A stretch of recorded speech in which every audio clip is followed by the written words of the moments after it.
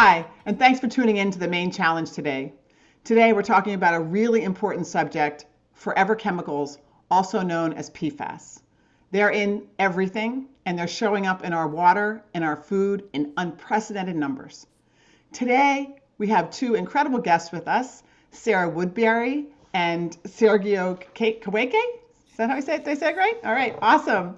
Both of whom are from the organization Defend Our Health, who is working every day in the legislature with retailers and agencies that protect our health and protect our environment to make sure that we are safe. So Sergio and Sarah, thank you so much for joining us today. We are thrilled to have you about such a tough and really important subject.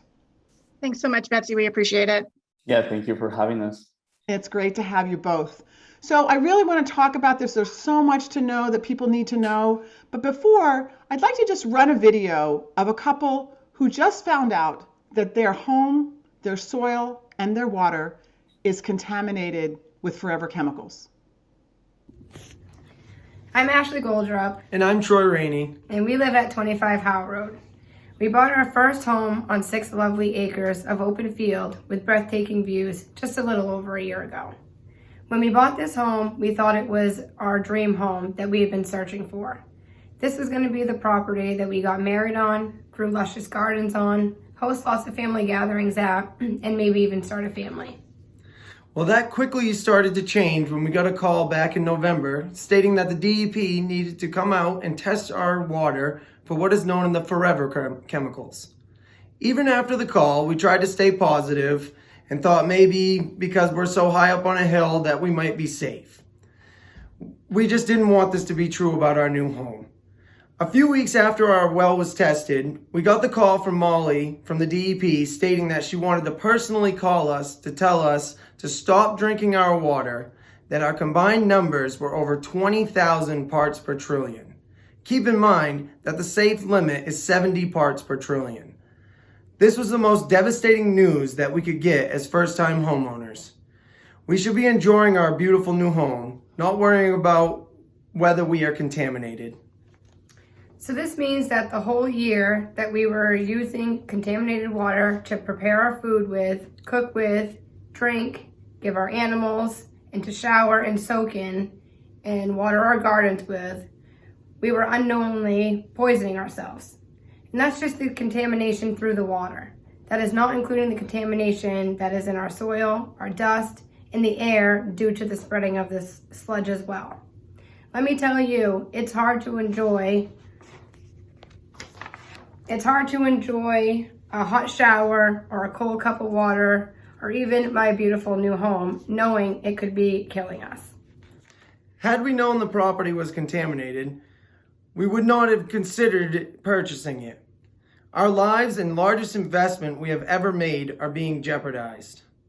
We should have the right to live on land that is clean, drink water that is clean, and be able to have family over to enjoy our new dream home, and not worry that I'm exposing myself and my loved ones to this contamination. What a hard story, and poor Troy and Ashley, and I know that they're not the only ones. There are many people in the state of Maine with unbelievable levels of these forever chemicals in their water and soil. Give us a little background on what's going on. Yeah, totally. So PFAS chemicals started being manufactured in the 1940s, and they were made commercially to create products like Teflon, Gore-Tex, things that are stain resistant, water repellent. Those are some of the things that PFAS does. So they're like everywhere, including food boxes, food packaging material, and things for takeout. So we see that these PFAS chemicals are getting into the water, into the environment, into people. And we know that in the state of Maine since the 1970s, the water district have been encouraging the use of sludge material in farmland as soil enhancer. And that was also a way in which they didn't have to get rid of the chemical of the sludge in a different way. So we know that there's hundreds of farmlands throughout the state that receive these sludge waste material since the 70s. And that means that there's a lot of soil contaminated, but we also know that these contaminated the underground water. So we know that there's a lot of underground water that's also contaminated. So that means that there's a lot of people who rely on well water whose water is contaminated with high levels of PFAS. PFAS are known to cause different types of cancer, brain development issues, birth defects, and they pose a really high risk to pregnant women.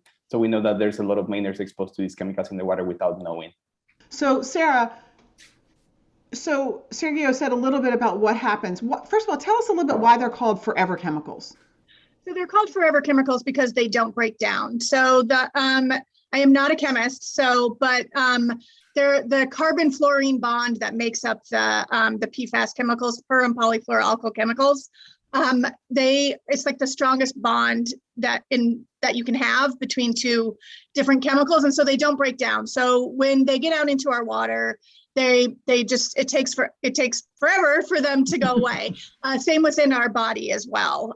So about 97% of people across the US and across the globe have PFAS in their blood, because it is in so many different products, like Sergio said, food packaging, clothing, carpets, all of that type of stuff that we're exposed to every day. And so it gets into your body, and then it gets into the environment when we wash our clothes in the washer.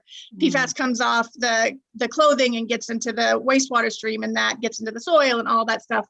So they don't break down when they get into the environment, and they don't break down when they're in our body. So that's why they are called forever chemicals, because their half-life is very long. So. Right. And so let's talk a little bit more about the impact. I know you did a list, Sergio, of the that it causes cancer. It's been known or kidney function, birth defects, low birth weight, and immune system. I was fascinated to read that they are now associating with high level of PFAS with the severity of COVID symptoms. Have you read about that it's showing that people who have high levels both in their water and in their bodies are less able to fight off the COVID symptoms and have much higher symptoms or much more severe symptoms of COVID? So it's everything. It affects everything, right? Yeah, totally. So we know that PFAS affect the immune system. So people that have been exposed to high levels of PFAS have, a weaker immune system. So that means, a higher risk to COVID, the COVID virus. But further, more than that, we know that people that are exposed to high levels of PFAS, that can have an effect on vaccines as well. So we know that, the vaccine might not be as effective for people that have been exposed to high levels of PFAS as well. So that's a concern as well. Yeah. So let's talk about the levels. So as I think you said, or as Troy and Ashley said, the EPA high level is 70 parts per million, thousand, whatever it is. Per trillion. And we are finding levels in Maine of 20 and 30 and 40,000 parts per trillion. And I read that there's a farm in Troy and a farm in Albion or Arundel that have the highest levels of PFAS in their water ever measured in the world. Is that accurate, Sarah? So it's in their milk, unfortunately. So for the Arundel farm and the Tozier farm in Fairfield, actually the Tozier farm's levels were higher than the Arundel farm levels. And so when they tested the milk so Tozier farm is a dairy farm, for folks that don't know. And so when they realized that there was PFAS contamination, they tested the milk and found the highest levels of PFAS that they have found in North America, or for PFAS in milk. To be clear, they're not selling, don't freak out. They're not selling that milk anymore, which, causes another problem for Fred Stone and and Stone Ridge Farm, which also had very high levels, and the Tozier Farm, and that it's destroyed their family dairy farms because those levels are so high. They can't sell that milk anymore, and so they can't run their farms. So they're, they've no source of income. Farming in general, as hard as it is tough, and dairy farming is particularly tough. So having those levels be so high and them not being able to sell their milk has forced those farms to shut down, and has Fred's farm is 100-year. It's been in their family for almost 100 years. Okay, so it's very sad. It's incredibly sad, and it has as you said, all these ramifications, health ramifications, economic ramifications for them. But I just want to help people understand, help myself understand the pathway here. So we put these PFASs in everything, right? So it's in our cooking ware, it's in fire extinguisher stuff, it's in our clothing, right? Okay, so then it gets into our wastewater, or it gets into our sludge, right? And then that gets all go into wastewater treatment plants, right? And there's a ton of it in there, allegedly, or it turns out. And then that becomes sludge. And then we spread the sludge as fertilizer, gets treated, that we spread the sludge as fertilizer on the soil. Then the crops grow, the grass grows, then the cows eat the grass, and then that gets in their systems, and then that gets in their milk that we drink. Is that pretty much the pathway? Yeah, that's pretty much the pathway. And there are other ways too for human exposure, not just that way, but like, as Sergio mentioned, it's in food packaging. So if you buy something from McDonald's that's wrapped in a sheet of paper, that paper generally has a coating on it to make it, grease resistant. And so that's touching your food. And so one of the highest rates of exposure for humans is actually food packaging. So it's not just fast food, it's in food that you like buy from the grocery store, any sort of food packaging that might have a grease resistant, stain resistant coating to it. They are moving away from it because they've started to realize, the dangers. So there have been companies that have made the right step, but that's another pathway of exposure for humans. Okay. And I would like to add to that, as Sarah said, it's on rugs, it's on things that are stain resistant, so like couches. So you from being in the house, we're exposed to things that have PFAS on it. So we're like all the time exposed to things that have PFAS on it. And these are chemicals, right, as you said, that are forever. So it's not like they air out or you don't have to worry about them. So, okay, so let's ask the obvious question. Why haven't these chemicals been banned federally, as well as, and I know I want to talk about Maine in specific, but why haven't we just said, we're not doing this anymore? I think to start, we have a very broken federal system. We have a system that doesn't really put the people's health as a priority, and we don't have a really strong structure that really analyzes chemical before they go out into the market. I think it's like a kind of self-regulatory, like the industry is supposed to, be honest and kind of say if these chemicals are good or bad. And, we know that we shouldn't rely on the industry. So, for example, PFAS, 3M and DuPont in the 70s, they know that these chemicals have really bad effects on people's health, and they just didn't say anything. They hid all the evidence. So I think something we need to look at is really look at, one, the federal system that is broken and kind of fix it. But because that's so hard, and I'm going to let Sarah talk a little bit more about this, we should also be looking at the state governments and push the state governments to take action, because the DEP is not doing anything strong right now. And maybe Sarah can say a little bit about that too. Yeah. Just to follow up on Sergio's thing, that the EPA has something called first of all, when they created the chemicals program, they grandfathered in all of the chemicals that, and I can't remember the date, but they grandfathered in thousands and thousands of chemicals when they created the chemical. They just didn't go back and test things that had already been created. So that brought some dangerous things forward. They do this thing that's called generally recognized as safe, where they kind of take industry's word, as Sergio said, for what their products do. And then additionally, they find that PFAS is almost over 9,000 different, there are over 9,000 different types of PFAS. And so you will find out that one is, so we are trying to regulate PFAS as a class. So it would regulate all, 9,000 plus of those. But industry argues that they all do different things. And so they found out that like 2 PFAS, PFOA and PFOS, were dangerous. So they said they don't use those anymore. And they've created these new types of PFAS. And so we're playing whack-a-mole with those, because there are so many of them in the industry. Once they find out that one is dangerous, industry will like change the formula just slightly. Instead of using 8, carbon bonds, they'll use 6. And so we're constantly kind of playing whack-a-mole, and it's tough to regulate by class, even though we advocate for that. The EPA has not kind of gotten there yet for a lot of these chemicals. They'll do kind of a one at a time thing. So it just allows the industry to keep kind of changing slightly each chemical, while at the same time holding on to some of the properties that make them really dangerous. Okay, so I certainly know, and I think we can all probably say, oh yeah, the federal system is really broken when it comes to the EPA and what they do. But let's go to Maine, because as I understand it, Maine is an outlier in terms of some of the least regulation, the least control over these substances of any state in New England. Is that accurate? I wouldn't necessarily say that is accurate. Maine has taken some good steps. There are, Vermont is a little bit ahead of, for sure is ahead of the curve. New Hampshire has regulated drinking water before we did. So did Vermont, so did Massachusetts. So from a drinking water standard, that is correct. But Maine was the first state in New England that is phasing out the use of PFAS in food packaging. So we passed a law in 2019 that by I believe it's 2022, you will not be able to sell food packaging in the state of Maine that has PFAS in it, unless there's not an alternative. Like there are some types of food packaging that they don't have alternatives for yet. So they can get waivers for that type of stuff. But in general, there will be no PFAS in food packaging. But from like a water perspective, yes, that is correct. The other New England states have done better than we have. But there is good news on the horizon. The Health and Human Services Committee passed unanimously a bill that would set a more health protective standard for 6 PFAS in drinking water, following Vermont and Massachusetts' models. And so it sets a standard of 20 parts per trillion in drinking water, which is much lower than the 70 parts per trillion that the EPA recommends.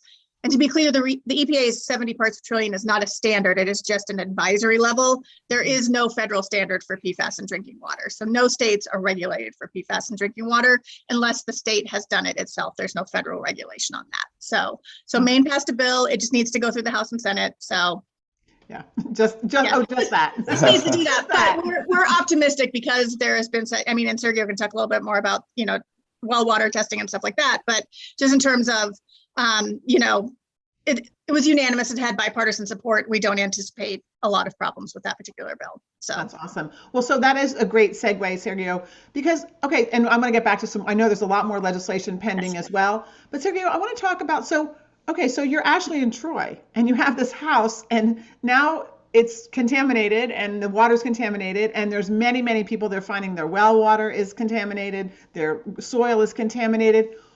What can people do? They don't the passing the bill is way too late for them. What's happening on the ground? Yeah, totally. I think first I want to say that sadly, Troy's and Ashley's story is not the only one in the state, and the Fairfield community is not the only community impacted. We have Farmer Stone in Arundel, we have people in Presque Isle, and we're just learning about people in other communities like Trenton.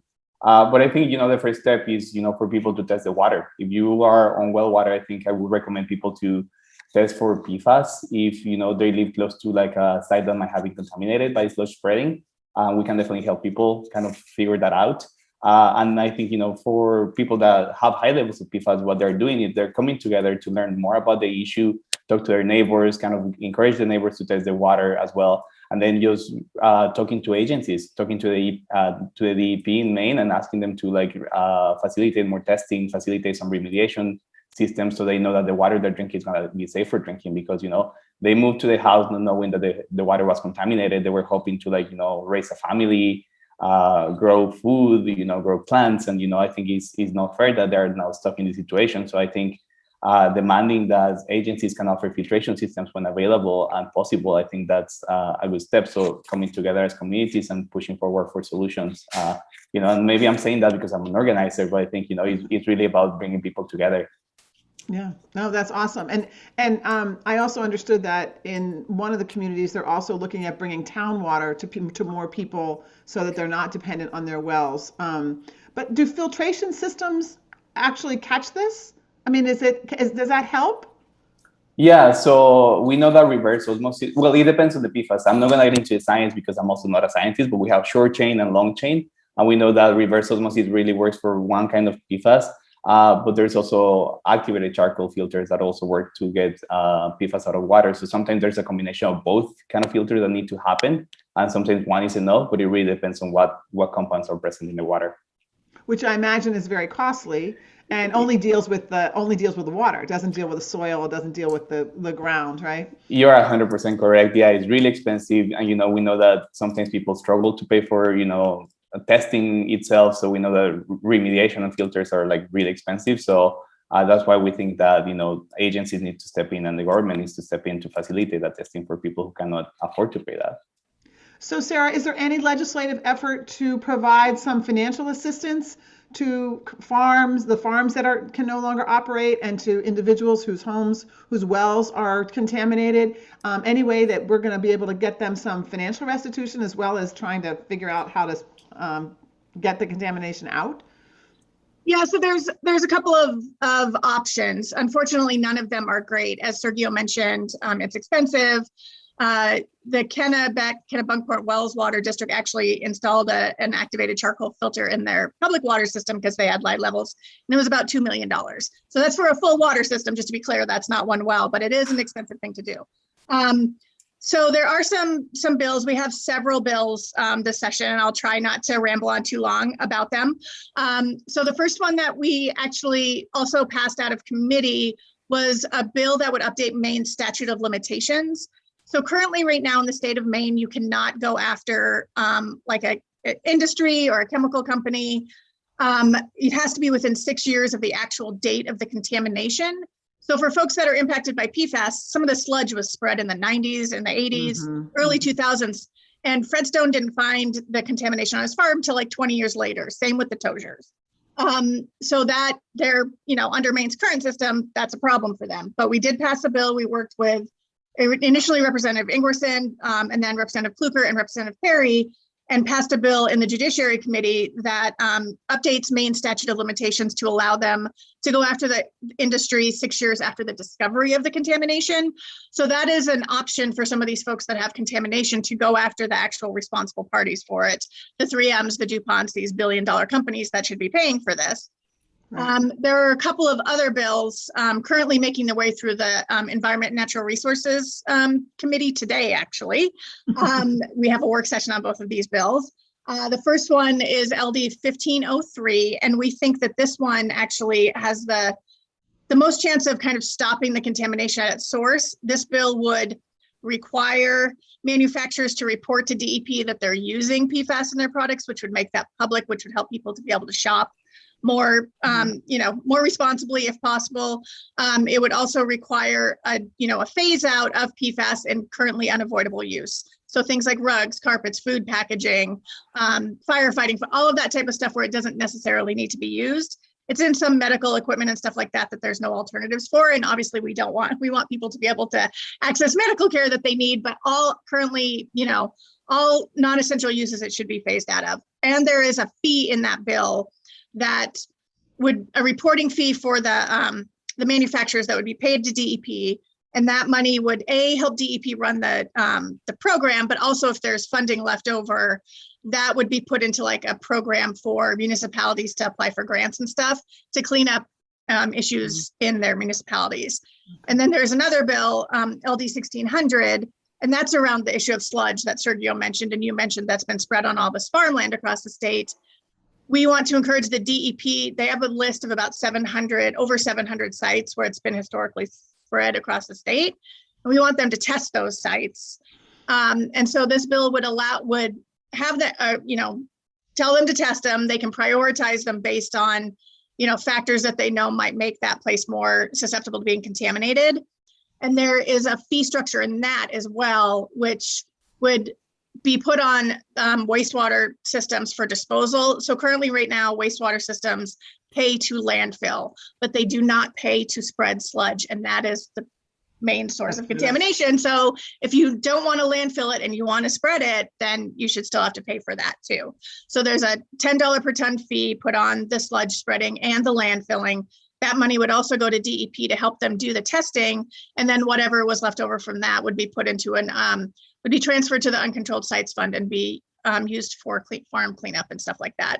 So there are a couple of options in the legislature. They're not, what we need is federal money. And so we're hopeful that the federal government will step up. There are some, current bills in Congress that would provide some funding. And additionally, it is our hope that the governor's office we might maybe be able to use some of the rescue funds that the state got. So, we will have to wait and see how those are broken down. But, it is our hope that maybe there might be a little bit there that we can use for PFAS cleanup. So. Great. Wow. So there's lots going on. And I just want to say, if you're listening and you're interested in the legislation, if you just go to Defend Our Health's website, They have all their legislation listed to see how you can help. And also, Sergio, can you talk a little bit about what people might do on the ground as organizers, as people who are concerned in the community, if they're not doing legislation? I know one thing that if you maybe talk for just a second, and we're running out of time, but just a second about your work with retailers, because you're getting like retailers like Lowe's and others to refuse to carry equipment or carry materials that contain PFAS, right? And what else can people do? Today, so I think first I want to say that, as I mentioned before, raising awareness and education and talking to people about this issue is a big first step. And I think testing the water is another big step, and we can definitely help with both things. But speaking a little bit about our market campaign, something that we try to do too is working with the business and the industry to get them to voluntarily move away from using these toxic chemicals, because we know that that's also an easier way to get rid of these chemicals in products. So if people are interested in helping with us and working on these campaigns, we can also plug people into that kind of work too. And we know that that's an effective way of getting rid of these toxic chemicals in products as well. Great. Well, it certainly seems like something that, it's so funny how, not funny, it's so sad how this works. Here's something that we know is terrible. We know it causes all these problems. We know it's ruining farms that have been in generations, and it's ruining people's lives. It's ruining the hope of Troy and Ashley, as we saw in the beginning, and their life as they're just beginning. It seems like we should be able to do something, and that good and health should prevail. So hopefully that's the case. And I want to thank both of you, Sergio and Sarah, for all the work that you do on this and so many other things, but helping to us raise awareness, because I don't think people know that it's in their cooking pans, and it's in their food, and it's in their rugs, and it's on their sofas, and it's in their Gore-Tex jacket, and it's just so many places. And so it's an opportunity to educate yourself, to be in touch with Defend Our Health, to make sure that all of us get involved in how to protect ourselves, our own water supply, what we can do individually, but also to challenge ourselves to work collectively to make sure that we can do this on a state level and then on the federal level. So thank you so much for your time. Thank you so much for the work that you're doing. And let's make sure that we ban these chemicals forever. That could be our forever ban. And so thank you for being with us. Thanks for your work. And thanks for tuning in today to Maine Challenge. Thank you, Betsy. Thank you. Thank you so much. Thanks for having us.